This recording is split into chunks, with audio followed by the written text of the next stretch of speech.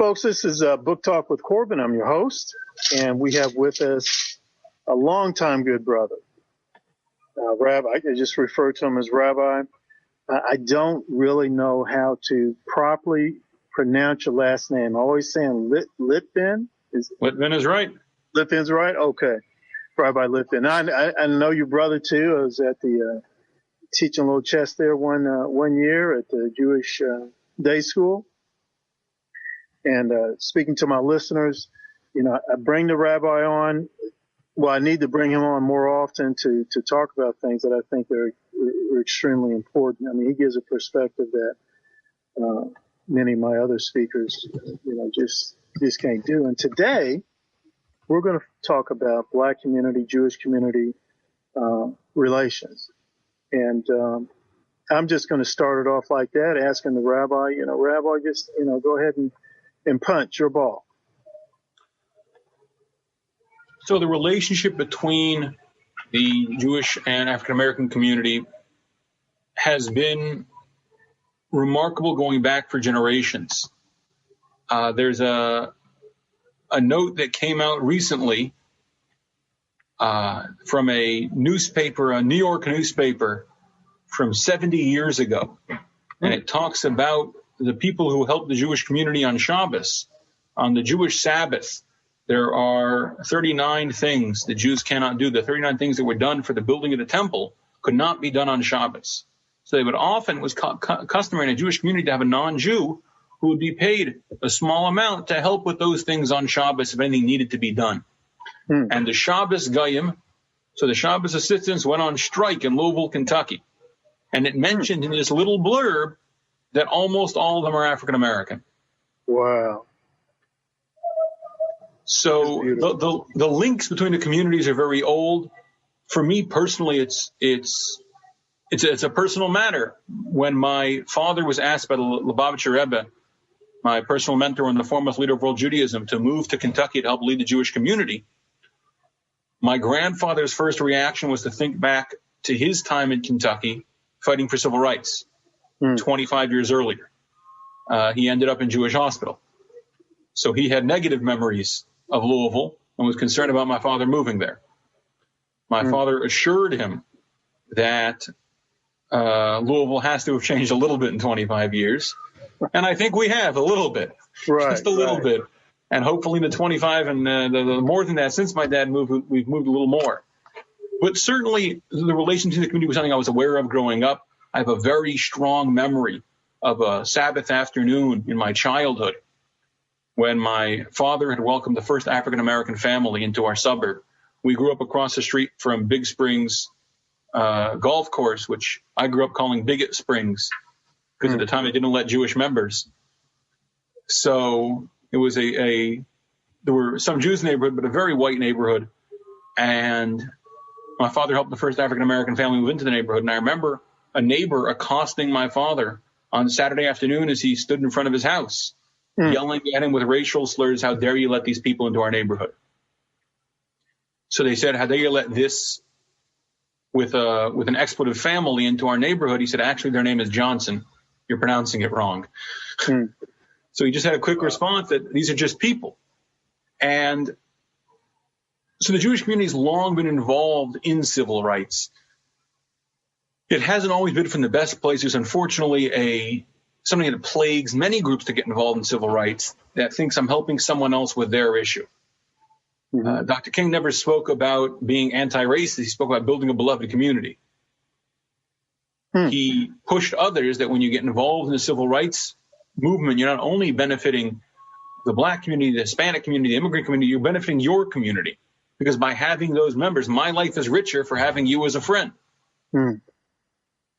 So having a diverse community doesn't only benefit those that you lift up. By lifting others up, you uplift the entire community. The Rebbe taught that all the time. There's one thing that jumps to mind following the riots led by Al Sharpton in Crown Heights in the early 90s, which many would call a pogrom, a loud attack against Jews. David Dinkins, who was the mayor of New York, came to visit Lubavitcher Rebbe and asked him, how could we bring these two communities together? And the Rebbe said, you got to stop thinking about it as two communities. It's Crown Heights. We're one community. And there's all sorts of members in that community who come from different backgrounds, different places, etc. But you have to try and uplift the entire community, and that's how you bring it together. There's a story that I tell all the time, and there's an incredible library here in Lexington, the Luna Library, which helps to bring stories that center on African Americans to children here in Lexington, run by Devon Karma, who's an amazing activist here in Lexington.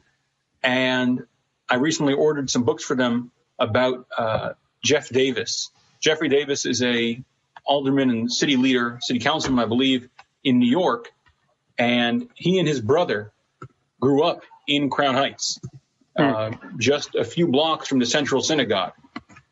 And he tells a story often of him and his brother playing in front of their building, and one of them hit the other one.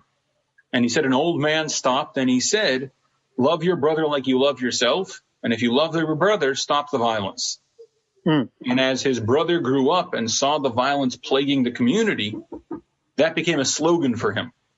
Love your brother, stop the violence. And unfortunately, his brother was murdered by a gunman, and he continued to carry that legacy. And he has a book called Love Your Brother, Stop the Violence. And it's something and he later found out that this old man who he didn't know who it was the Rebbe, was the leader of the Jewish community. So that concept of the two communities working together is something that's incredibly important to me.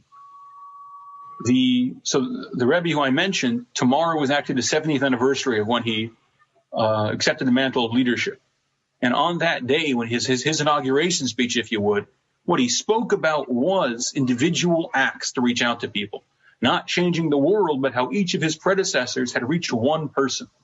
So very often the way the communities come together is not some grand gesture. Let's all get together for a picnic or something like that. But it's individual relationships and building allies who can work together on matters. And that's so important time and time again. I know that following the awful attack at Tree of Life, my brother reached out to some friends. They were bringing together an event at 4th Street Live. And one of the first people to reach out and ask how they can help was Lincoln Bridge. So they're certainly not members of the Jewish community, although they're friends of my brother's. They said, how can we help any way we can? And it was incredibly amusing to the crowds. And it makes me smile every year when it comes to my Facebook memories, when the first song they broke out into was a Hanukkah song. Most people don't think, when they think of Lincoln Bridge's repertoire, being a Hanukkah song. But they were there. They were standing with us. And that's how communities come together, because you don't want to have one community helping another. There's a remarkable story about Shneur Zalman of Liadi, who was a Russian rabbi. Most of the Jews in Russia were either white or white passing.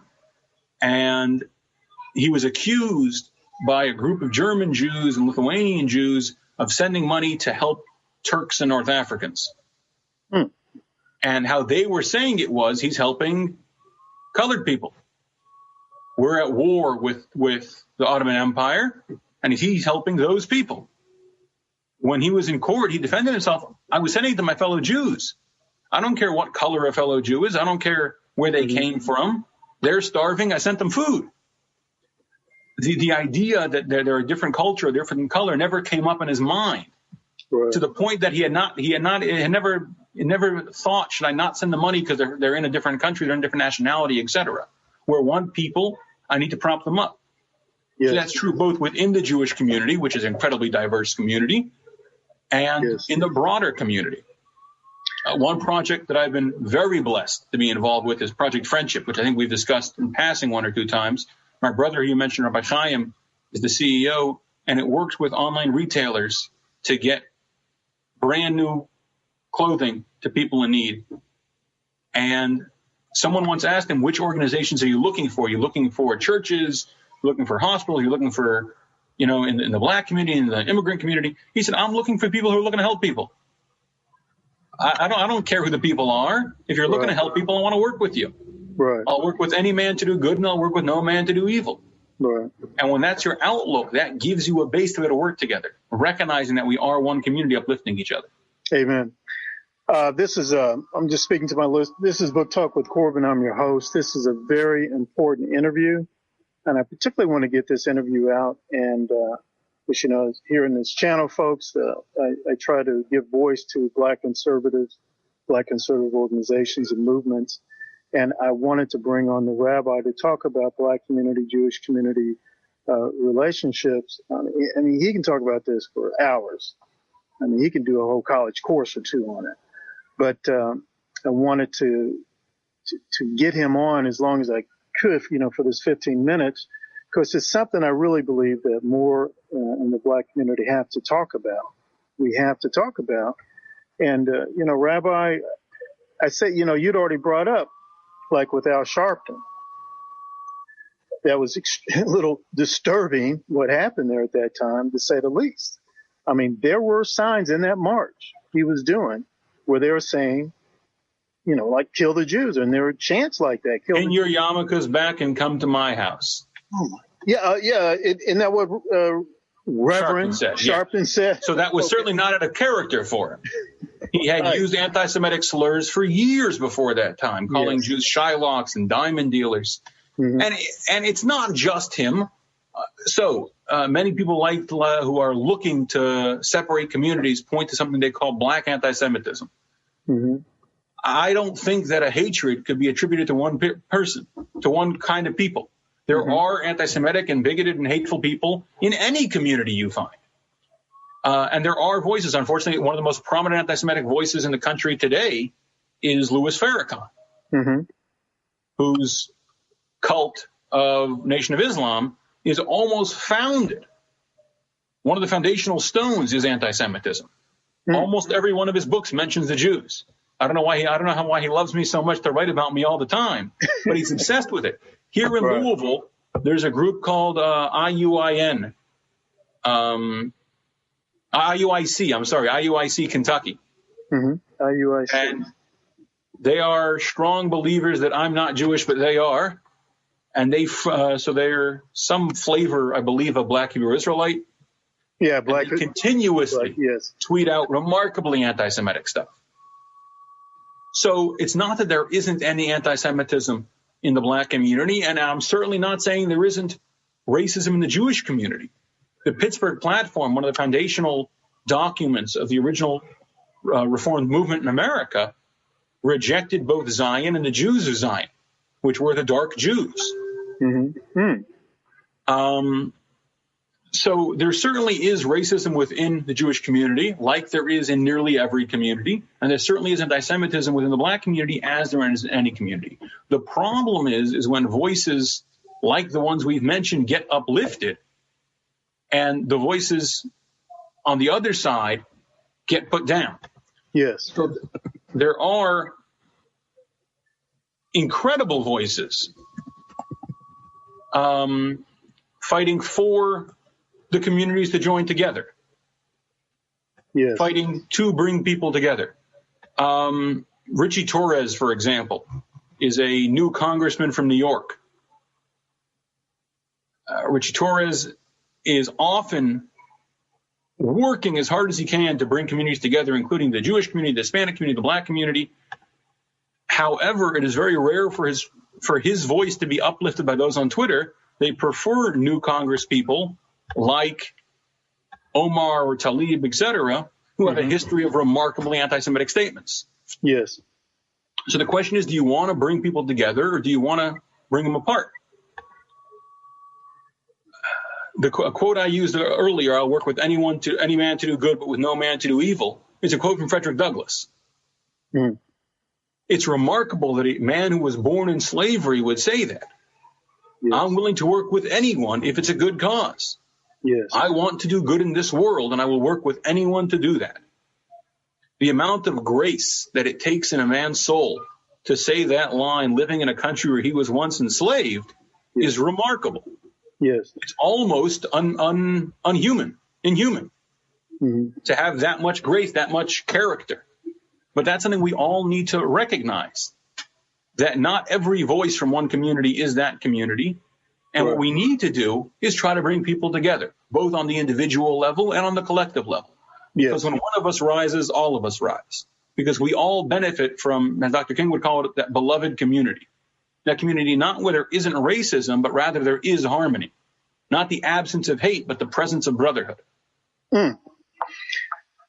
Let me just stop you right there, Rabbi. This is a book talk with Corbin. I'm here with the Rabbi discussing a very important issue that I'm looking for more and more Black conservatives in the United States of America to take up. We need to discuss this more. We need to bring this out more. There's, again, we could talk about this for hours and hours. I was deeply concerned, Rabbi, how maybe it's a year back, that some of the attacks we're seeing against folk in the Jewish community up in New York, the Democratic Party, seemingly like this person congressperson made a clearly anti-Semitic remark, and you can't condemn it. I don't know why they had the soft pedal and soft shoe and all, just condemn it. They weren't even saying remove her from office. They're just saying, hey, this is wrong. Don't say this kind of stuff again. We're not with it. But it just seemed like they were incapable of doing that. One of the major parties in the United States of America was not able to do that. So that was certainly a failing. I do want to mention that it is, as I mentioned earlier, it is not the majority of the Democratic Party that has these anti-Semitic views. While tolerating them is also a problem, it's unfortunate that what society wants to do is lift those voices up to drive our communities together. Mm-hmm. Congressman Johnson from Georgia, who called Jews termites. They want to lift that voice up rather than lift up the voices of leaders in the Democratic Party, leaders in the Republican Party, leaders in the African-American community, the Hispanic community, etc., who stand together with their Jewish brothers. Yes. We had an attack recently at the Jewish Student Center at the University of Kentucky. I got a call the next day from the Attorney General. He said, how can I help? That was it. What can I do? That's the leadership that needs to be lifted up. And I got the same response from the governor's office. So there are plenty in both parties and plenty in all communities who are looking for those relationships, who are looking for that brotherhood. But there's an unfortunate tendency that we all have to pay attention to and to uplift those hateful voices that we should ignore. Yes. And that's something we ought to work on as a community and as individuals. Now, I just want to say for our non-Kentucky listeners, the Attorney General the Rabbi was referring to was Daniel Cameron, and the governor he was referring to was Andy Beshear. Andy Beshear is a Democrat. Daniel Cameron is a Republican. So listen very carefully what the rabbi is saying is, this is important, and we gotta grasp this, that we need to stop, as he's saying, uplifting the anti-Semitic voices, and we need to be uplifting more of the, I guess you might say, the brotherhood voices. The brotherhood voices. Now, we're going to have to conclude in a couple of minutes, Rabbi. I'm going to brag on you a little bit to my listeners. This brother, when he talks about his father, it's a fascinating story. Wasn't your father a jazz musician? No, that's my grandfather. Who I spoke about earlier. Yeah. Jazz musician. So played trumpet with Dizzy Gillespie and Louis Armstrong and Danny Kaye and Count Basie. I have a trumpet in my office that Louis Armstrong once played. Borrowed for him before he went on stage. All right. So I guess you realize, that we pretty much adopted your grandfather into the Black community. I mean, that's it. He's got the credentials right there.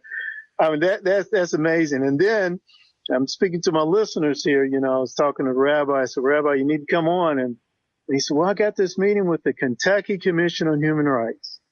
The Kentucky Commission on Human Rights. And my father was recruited for the Kentucky Commission on Human Rights. He was the director of an Urban League branch down in Warren, Ohio. And he was recruited for the Kentucky Commission on Human Rights. And one of their first major goals was to desegregate housing. The Fair Housing Act. They passed that. It's one of the first. And so here it is, Rabbi. He's right there on the Kentucky Commission doing his work and doing his very important work. Rabbi, I need to conclude here. Please, let's get together again. Absolutely. Because I want to talk to you about this whole situation with Iran building their nuclear program, and what kind of response the United States government needs to make in that. And again, in speaking to Black conservatives who listen to this channel, we need to be in the vanguard and defending Israel. We need to be in the vanguard. We just have to be. But before we can do that, we need to be informed. We need to be clear about these things, what's going on here. Rabbi, thank you so much. Blessings, my friend. Take care. Bless you.